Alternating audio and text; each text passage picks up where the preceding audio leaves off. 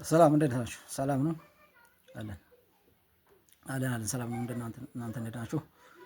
አንዳንድ ጉዳዮች እስኪ የተፈጥሮ አደጋንና የሰው ሰራሽ አደጋን ለይታችሁ የማታውቁ እንጭጭ ፖለቲከኞች የጠቅላይ ሚኒስትሩን እግር መውጣት ተከትሎ ከእሱ ጋር የማታያያዙ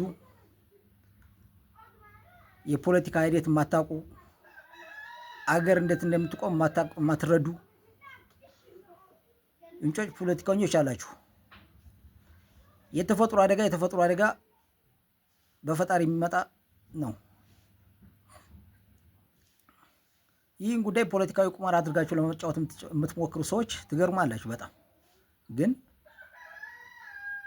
ሁሉንም ነገር ፖለቲካዊ አድርጋችሁ አዘልቁትም።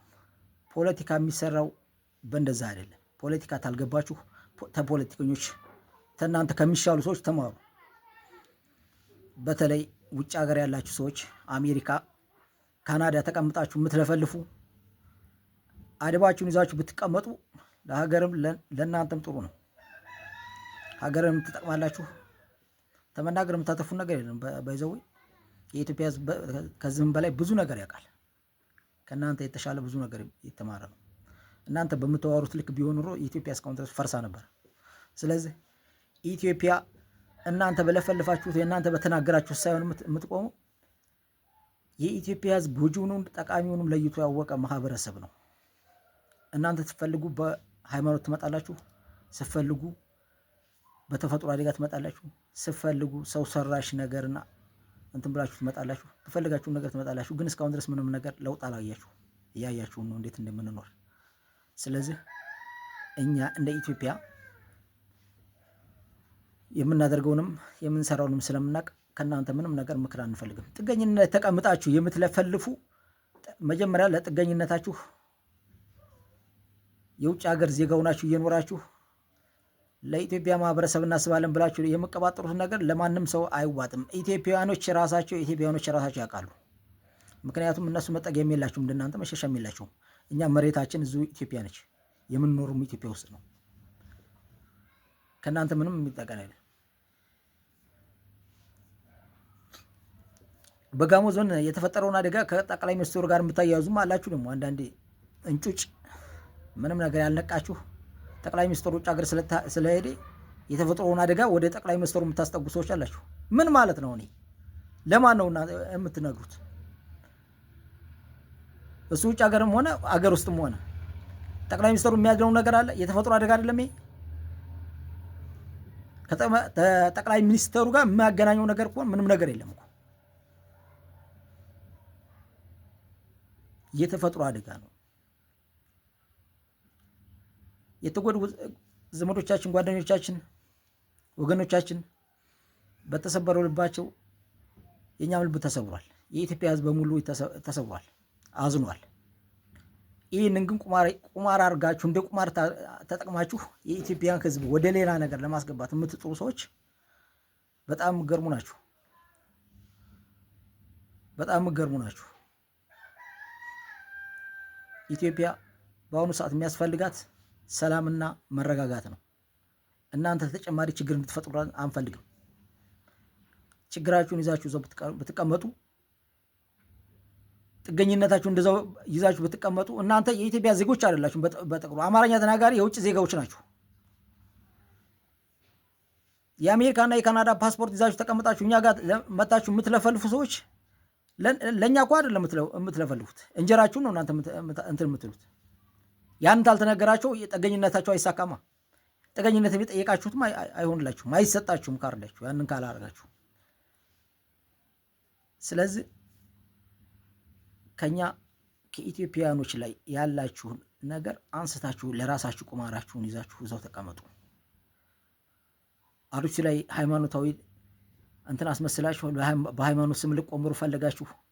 ያንን ወስዳችሁ ጎንደር ላይ ያን ነገር ፈጽማችሁ እስታዙን ገደላችሁት። በብዙ ነገር ሞከራችሁ። ይህንን 7 ዓመት ያልሰራችሁት ነገር የለም እስካሁን ድረስ። በ7 ዓመት ውስጥ ያልተሰራ ነገር የለም ኢትዮጵያ ላይ። ግን አንድም ነገር ያልተሳካላችሁ ነገር የለም። የኢትዮጵያ ሕዝብ ውስጡ ነው ያውቀዋል ምን እንደሚሰራ ማለት ነው። እናንተ ምን እንደምቆምሩ ያውቃል። እያንዳንዶቻችሁም ደግሞ እናውቃለን ምን እንደምትሰሩ። በሃይማኖት ውስጥ ገብታችሁ ራሳችሁን ከጀርባ ሆናችሁ እንደምታስፈጽሙ እናውቃለን። ይሄ ለማንም አይካድም።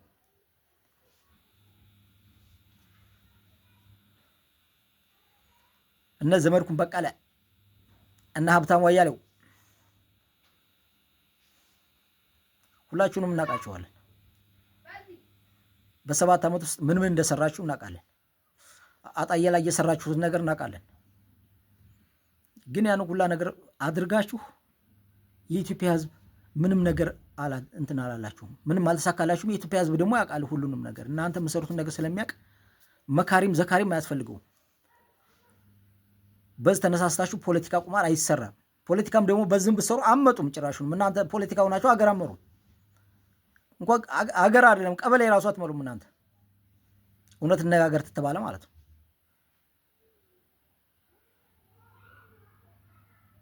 ወለጋ ላይ የተፈጸመውን ነገር እናውቃለን። ዛሬ ከኦነግ ሸኔ ጋር አብራችሁ የተሰለፋችሁ ኦሮሞን የጨፈጨፉ ብላችሁ በኦሮሞ ስም ነግዳችሁ ፋኖ ሆናችሁ ሆነ የታጠቃችሁ ሰዎች እናውቃለን ምን እንደሰራችሁ።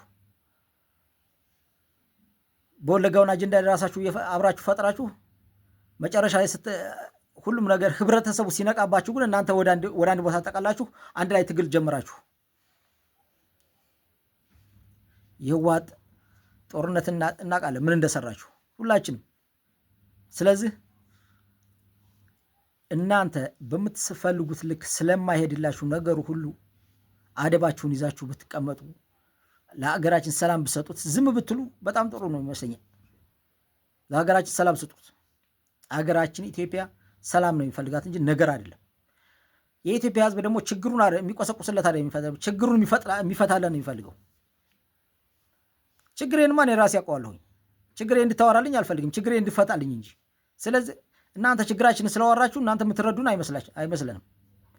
ችግራችንን ስለፈለፋችሁ ሁሉንም ደግሞ እናንተ ችግራችንን ትፈታላችሁ ብለን ጭራሹንም ወደ እናንተ እጃችንም አንቀስርም። የዋህና ሞኛ የሆነ ደጋፊዎቻችሁን እዛው ታታሉበት። እኛ ግን ሁሉንም ነገር እናውቃለን። አትልፉ። እኛ የሚያስፈልገን ሀገራችን ሰላም ኗት፣ ሰላማችንን አስጠብቀን ስንሄድ ብቻ ነው። ስለዚህ ሰላማችንን የምናስጠብቀው ደግሞ እኛው ራሳችን ኢትዮጵያውያኖች ነን። በሃይማኖትም በብሔርም በዘረኝነት በማንኛውም ነገር ብትገቡ አንለያይም። እንዴት እንደምንቆም በችግራችን ሰዓት እናውቀዋለን። እንዴት አንድነታችን እንደምናስጠብቅም እናውቃለን። በፈለጋችሁት ነገር እናንተ ነገር ብትኮረኩሩም እኛ ሀገራችን እንዴት እንደምንጠብቅ እናውቃለን። ሀገራችን አደጋ ላይ በወደቀ ሰዓት እንዴት ተነስተን እንደምንቆም ደግሞ እናውቃለን። ማንም ቀስቃሽንም ማንንም እንትንም አያስፈልገንም።